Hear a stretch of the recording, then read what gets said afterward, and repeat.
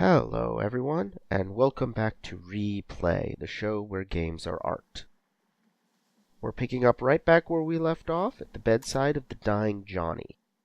So here's where we're getting details on what's happening. We're going to alter Johnny's memories, but not in the sense of rewriting them.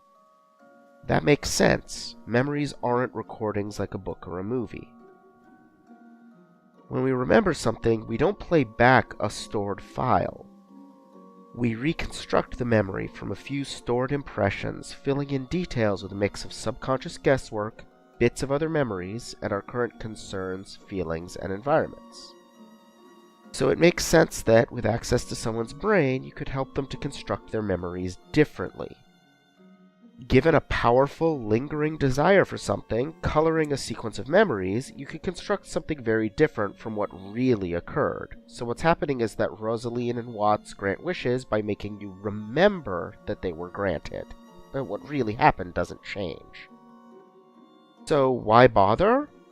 Well, that's why it can only be on the subject's deathbed. Johnny can die feeling no regrets, feeling as if his wish came true, and hence die peacefully and happily. It's plausible, or at least plausible enough to serve as a premise for a game.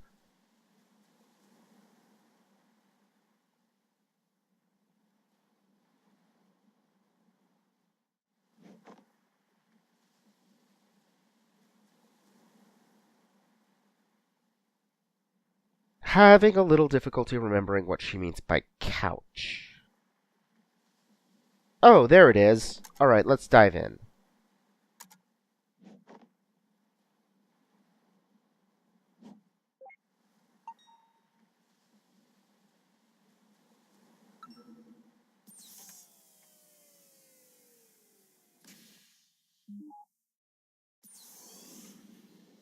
So essentially what we're doing is going through a virtual reality environment constructed by the computer from Johnny's memory, starting with the last accessible memory, the most recent memory the computer can find. We get a timeline at the top of the screen using Johnny's approximate age as an indicator, from small child to teen to adult to older adult, middle age, and finally old age, where we are now.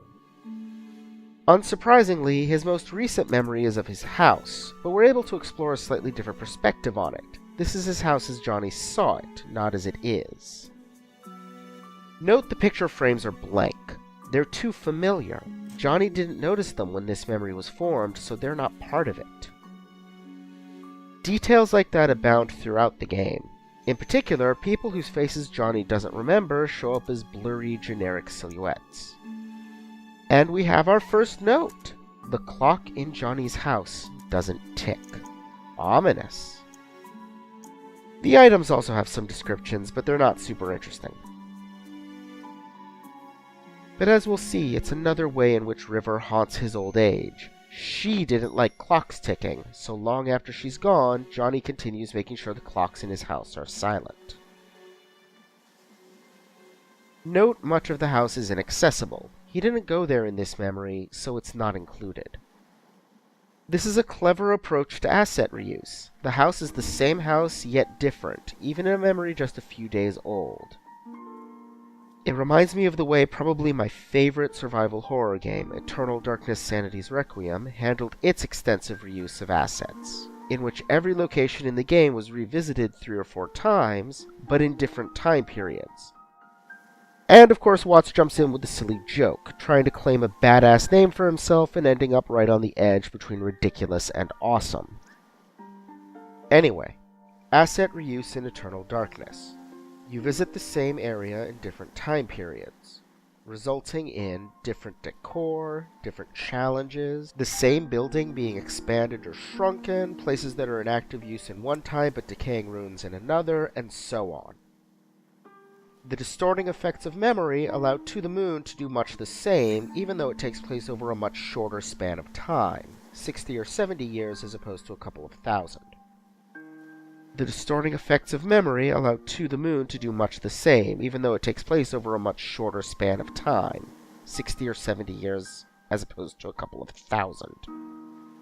And here's where things get twisty, because that both is and isn't Johnny. It's a simulation of Johnny created by the computer, but based on its direct access to Johnny's brain.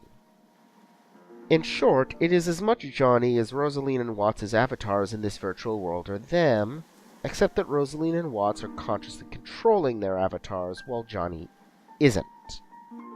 So, it's not so much an avatar of Johnny as a memory of Johnny, but a memory that we can interact with as if it were a person, a memory that can respond and appear to take actions. In other words, it's Johnny's ghost. He's not dead yet, but already he's haunting the memory of his house. Let's talk a bit about that name, the Sigmund Agency of Life Generation, because there is a ton buried in that name. The obvious thing here is Sigmund, as in Freud, but honestly that's just kind of a throwaway. Freud's theories don't have a ton to do with this game, with the sole exception of his concept of repression. This idea that something you forgot because it was too painful is still driving your behavior. We now know that this mostly isn't true, with the major exception of PTSD-induced amnesia, but that's a whole nother kettle of fish. Given that, though, it's significant that Johnny doesn't remember why he wants to go to the moon. But life generation? Yes, that's exactly what we're doing. We're generating a new life for Johnny, crafting a new set of memories so that the life that flashes before he dies is the one he wishes he'd had. Side note, I am incapable of thinking about the notion of your life flashing before your eyes when you're about to die, which there is no evidence for whatsoever, by the way, without thinking of a bit in one of the Discworld books. I forget which, but a character is about to die and death appears to them. They ask him, "Hey, isn't my life supposed to flash before my eyes before I die?" And Death answers, "Yes. The process is known as living." So there's that. Anyway, the name has one other fun little word in it, agency. Because of course an agency is a place that sends out agents to do work, right? Except the word has another meaning too. Agency is the capacity to make meaningful choices and then act on them. Agency of life, then, would be another way of saying free will. And agency of life generation would be granting someone free will they didn't have, restoring a might have been to someone from whom it was taken away. So basically, the excuse for this backwards journey through Johnny's life is that we can't go straight to his childhood and implant the desire. We need to make a series of small hops. Another way of putting it is that we need reminders, mementos in the game's parlance, that allow us to link two memories, causing the one memory to link back to another earlier one, and so on, going back until we reach his childhood. And of course, the first memento is the creepy yellow and blue origami bunny. Johnny doesn't realizing it, but he's telling us exactly why he wants to go to the moon. Preparing the memento is a silly little puzzle minigame, but it's amusing enough. As far as I know, you don't get anything for hitting the ideal number of moves every time, but I've never actually managed it. There's always at least one that trips me up. Not that I've tried that hard.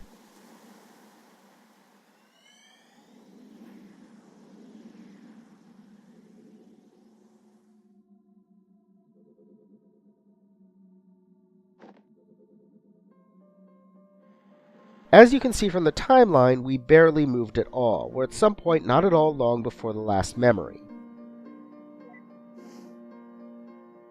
Rosaline and Watts almost immediately turn off interactivity. They will be observers and commentators, not participants, in the events that follow. Meaning that from their point of view, this VR experience is a game with a bit of puzzle solving in it, but a story that unfolds in front of them without any input from them. Sound familiar?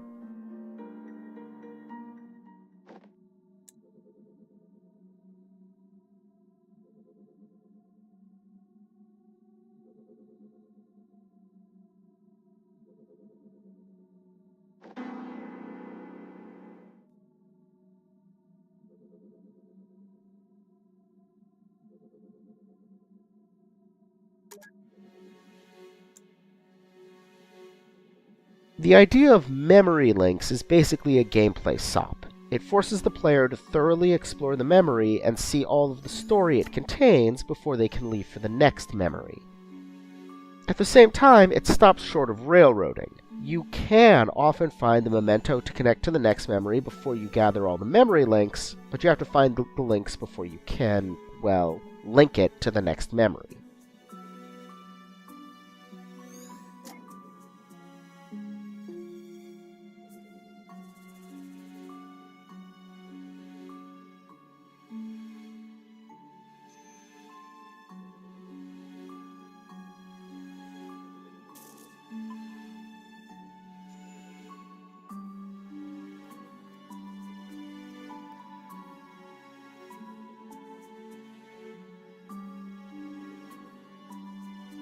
Upstairs we get something a little jarring. Johnny is upstairs in this memory as well as downstairs, and when we investigate, he goes somewhere else. That's memory for you, full of contradictions, sudden jumps, inconsistencies.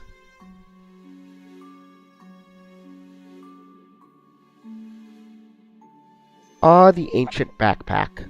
I'm still not entirely clear if it's supposed to be the same backpack in all the memories. The fact that it's described as old suggests it is, but at the same time, I've never had a backpack last more than 4 or 5 years, let alone 50 or 60.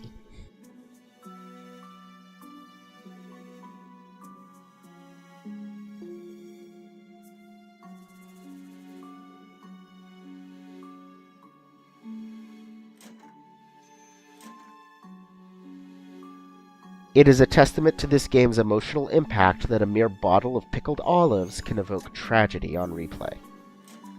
Also, what actually are pickled olives? Are they different from a regular jar of olives?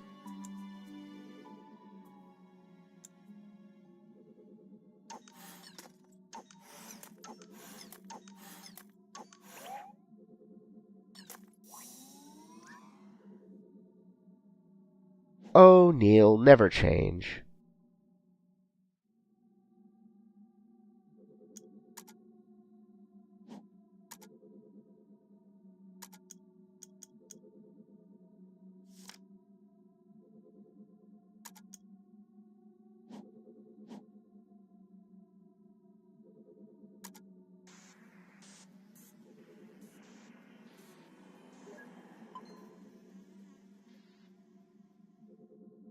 Thank you for that reminder, game. Now I know the corner move is necessary here. That feels like a playtest thing. Were people getting stuck on this puzzle? The sources of memory links, especially in these earlier, or should I say later, memories, are often objects that will later be story significant or become mementos themselves. It's a nice touch of continuity, the same objects and ideas recurring again and again, shared from memory to memory. But remember how memories work. It's possible, indeed likely, that these things are recurring across memories because they're on Johnny's mind now. Even as he is unconscious and near death, his mind works away, dreams and memories shading into one another. In that sense, maybe our lives do flash before our eyes. Given that these are short hops, as Rosaline puts it, are we talking weeks or months? Or days? Either way, it's interesting that Lily and the kids don't show up in any of these memories. Other than Lily's non-speaking appearance in the very first memory we entered, the one where we talked to Johnny, they don't show up in his memories at all. That's sad. The people he lived with for the last 2 years of his life don't seem to have left much impression, implying he didn't really connect with them. Lily's lack of knowledge about Johnny suggests that's true too.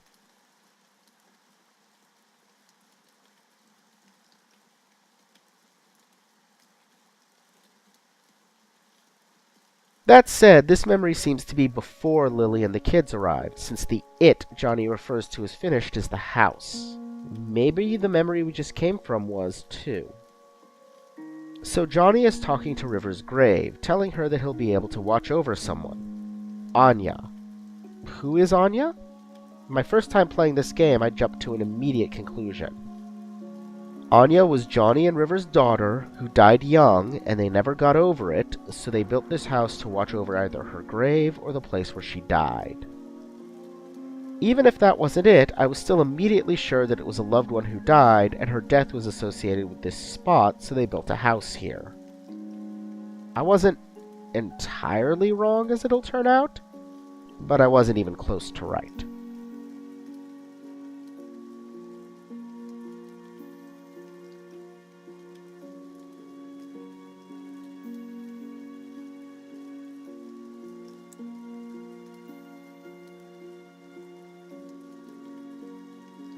See, this is why I like Rosaline.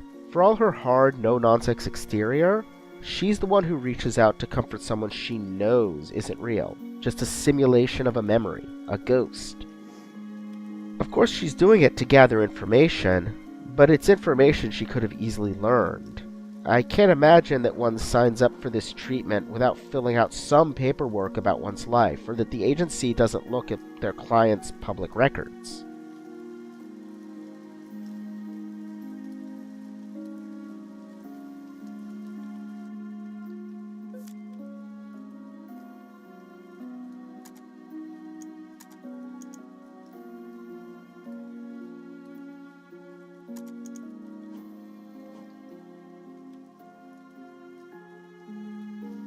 But we get something else here, an implication that River may have killed herself, which, again, isn't wrong, but it isn't completely right.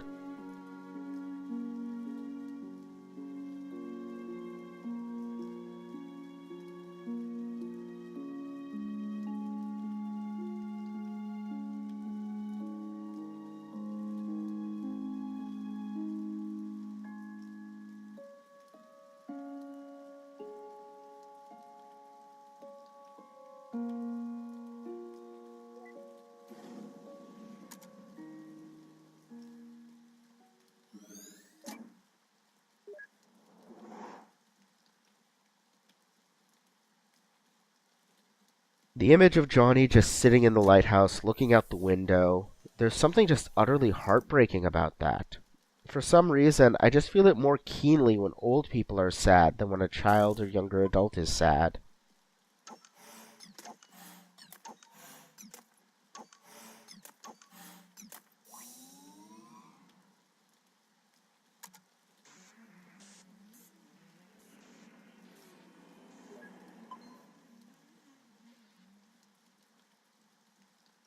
Of course, even knowing that you don't get anything for matching the ideal score, I still sit there and think about it and try. This one, for whatever reason, took a little thought, even though the solution is actually obvious.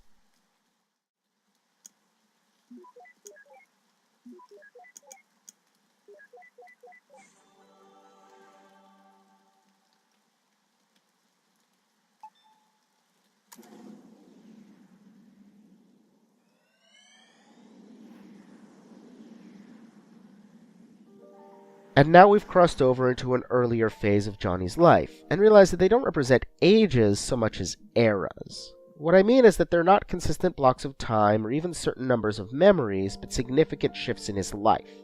We've gone from Johnny the elderly widower to Johnny the worried old husband. So in this next memory, we see that River was ill and in need of an operation. Johnny tried to lie to her, claiming they could both afford the operation and build the house, but she saw through the lie.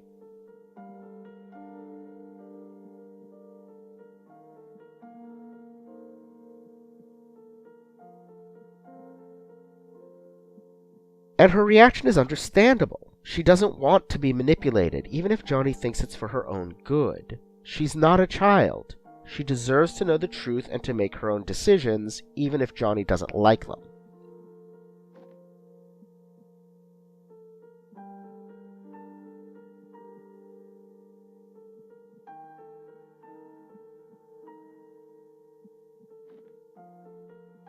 It's a simple statement. Johnny doesn't know what makes River happy. River does. So Johnny can't make decisions for her. He can only give her the information to make the decisions on her own based on what she knows makes her happy. What about Johnny's happiness? Well, that doesn't give him the right to try to control River's choices. He can tell her that her choices impact his happiness and how, but that's just part of the information she can use to make her choices for herself. If she cares about his happiness, which I'm sure she does, she takes that into account. But it can't be all she takes into account, any more than River's happiness can be all Johnny takes into account in his choices.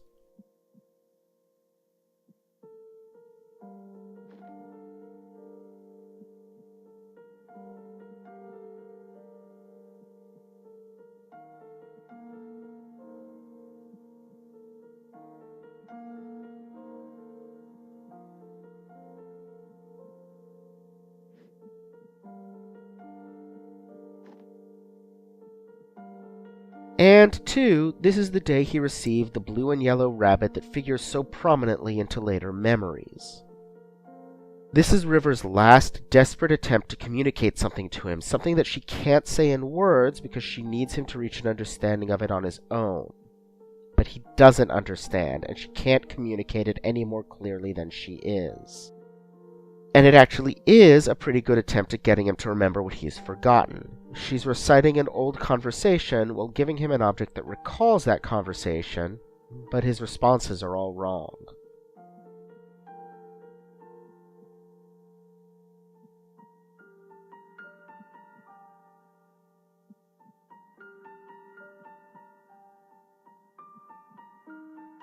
The exchange here, that River doesn't immediately understand his statement, "I wrote you a song," is a way of asking if she wants to hear it, is a clue to River's mysterious condition mentioned later in the game. Not the thing she needs an operation for here, we never find out what that is, but the mental condition that causes her to have trouble communicating sometimes. River is autistic, and one common symptom of autism is that statements are perceived as statements, not as implied questions. Of course, we already know what "For River" is a placeholder title for. What he's playing is the main theme of the game, "To the Moon." So just like he told Rosaline and Watts with the bunny, now he's telling us why he wants to go to the moon. But again, his message doesn't make sense to us without knowledge we don't yet have. He wants to go to the moon for River. The result is a scene that's all about a failure to communicate. River doesn't understand the question Johnny's trying to ask with his statement, but there's an even bigger misunderstanding in that Johnny doesn't understand the statement River is trying to make with the bunny in her question. And Rosaline and Watts don't understand what they're talking about at all.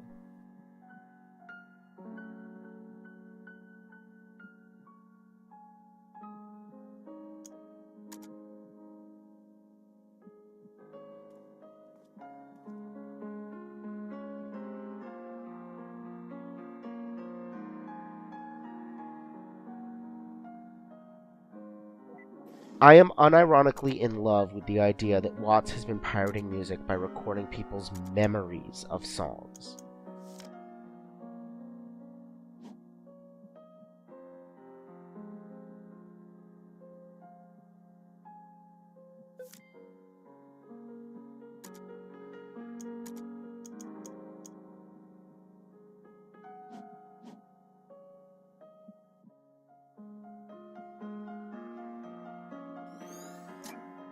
Now, there's one other thing I want to talk about in amongst all this discussion of happiness and choice and memory, which ties back into what I was saying last time about games and art and games as art.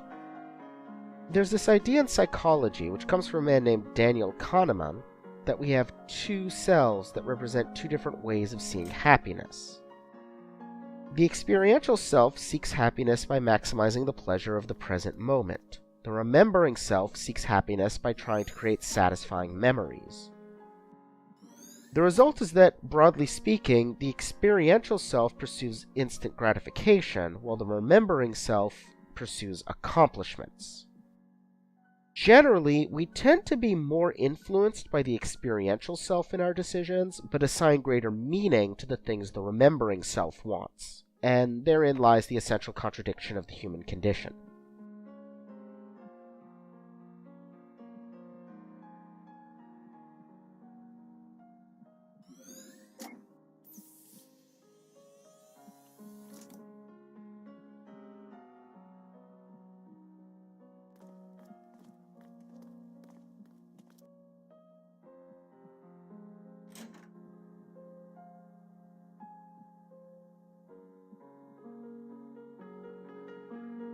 But one of the commonalities between games and art is that they can satisfy both selves at once.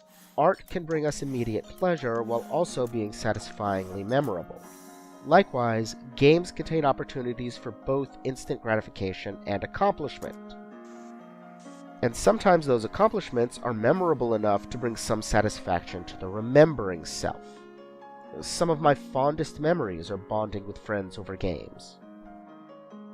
But something doesn't have to be fun in the moment to produce a satisfying memory. A game doesn't have to be full of bells and whistles and monsters to kill to give a feeling of accomplishment. It can just have a particularly frustrating flip the tiles puzzle. And it doesn't have to have accomplishments in the sense of overcoming adversity to be memorable. Passing through something that's emotionally difficult works just as well. There's quite a lot of that coming in this game, but that'll have to wait until the next episode of Replay, the show where games are art. Bye!